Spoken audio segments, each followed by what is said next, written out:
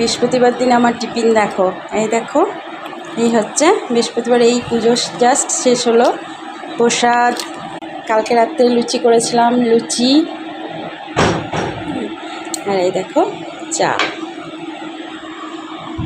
তো চলো আমি আমার টিফিনটা শুরু করে দিই।